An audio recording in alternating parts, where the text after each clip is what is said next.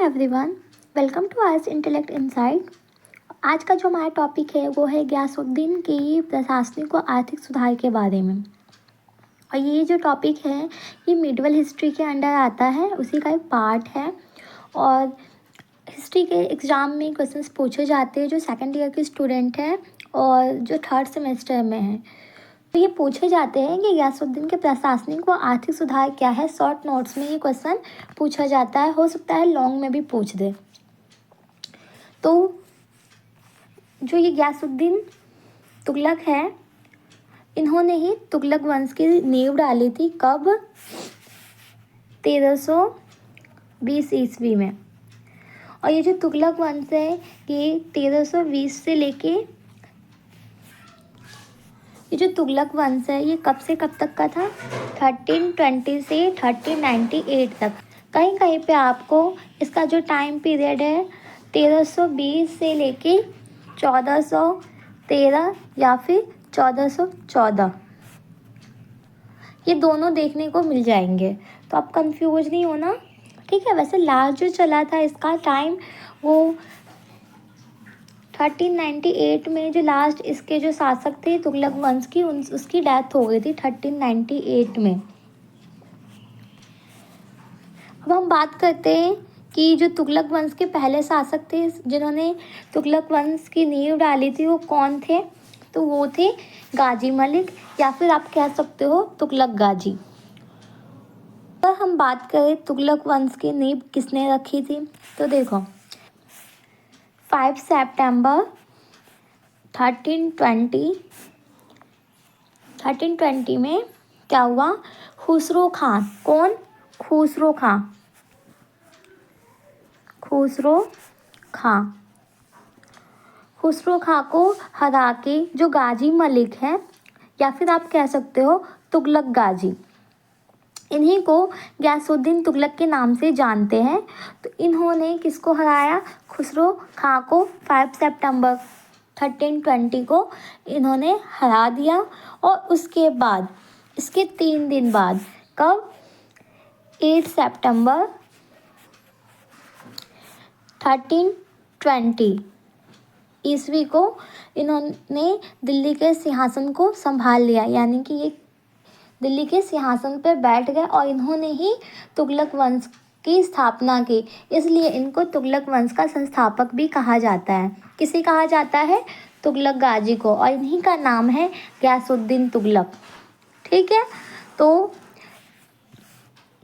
गयासुद्दीन तुगलक हैं, उन्होंने मंगोलों के विरुद्ध 29 बार विजय प्राप्त की थी। यानी कि जो मंगोल थे, मंगोल बार बार आक्रमण कर रहे थे, तो उनके जो आक्रमण थे उनके आक्रमण को ये विफल कर रहे थे।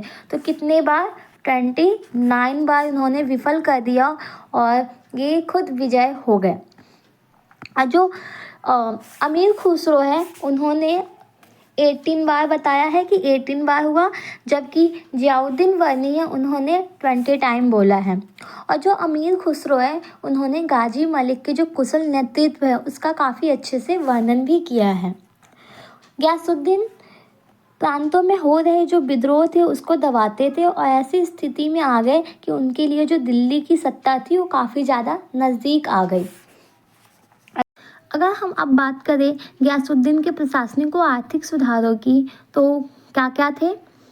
पहला तो यही था कि उसने राजनीतिक प्रतिष्ठा, शांति, समृद्धि की भावना से सुधार कार्य आरंभ कर दिए और लोगों को ऐसा लगने लगा जैसे कि जो अलाउद्दीन खिलजी है वो वापस आ गया है।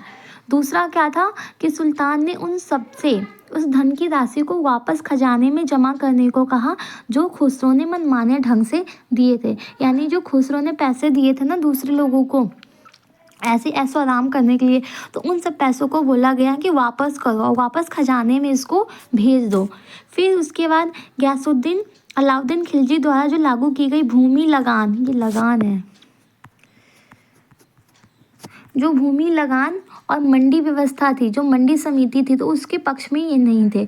जबकि ये किसके पक्ष में थे? ये बलबन के सिद्धांतों के ये करीब थे। बलबन का जो सिद्धांत था वो भी काफ़ी ज़्यादा कठोर था, जो बाजार व्यवस्था था। तो उसके बाद जो सुल्तान की आर्थिक नीति कैसी थी? जो सुल्तान की आर्थिक नीति थी उसका जो आधार था वो संयम, शक्ति, नरमी के बीच में संतुलन स्थापित करना ही इसका आर्थिक नीति का आधार था। उसके बाद जो सुल्तान थे उन्होंने लगान की जो दर है उसको 1/10 कर दिया। जो सुल्तान थे उसने लगान की दर जो टैक्स थे उसको कितना किया था? 1/10 किया था। और जो सुल्तान की इक़्तिदारी जो व्यवस्था थी, जो इक़्तिदारों की जो व्यवस्था थी, जो टैक्स वगैरह वसूल करते थे उसकी जो हैसियत थी उसको क्या किया? कम करने का प्रयास किया। इक़्तिदारों को ना अब योग्यता के आधार पर नियुक्त किया गया, यानी कि जिसके अंदर योग्यता होगा वही प्रशासन में नियुक्त होगा। तो प्रशासन में ये भी सुधार किया गया कि जो इक़्तिदार की नियुक्ति होगी वो अब योग्यता के आधार पे होगी। अब इससे हुआ क्या?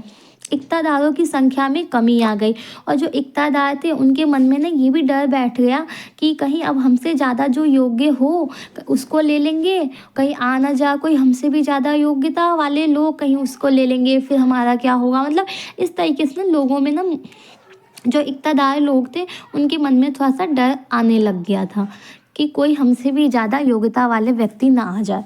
ठीक है, तो ये चीज़ था। तो अब जो प्रशासन में जो इक़्तिदारों की नियुक्ति थी वो योग्यता के आधार पर होने लग गई थी और जो बचे हुए पैसे थे उसको खजाने में भेजना शुरू किया। अब ये कौन से पैसे थे? ये वो वाले पैसे थे जैसे कि जो सेना के खर्चे के बाद जो पैसे बचते थे उसको खजानों में भेजने के लिए बोला गया।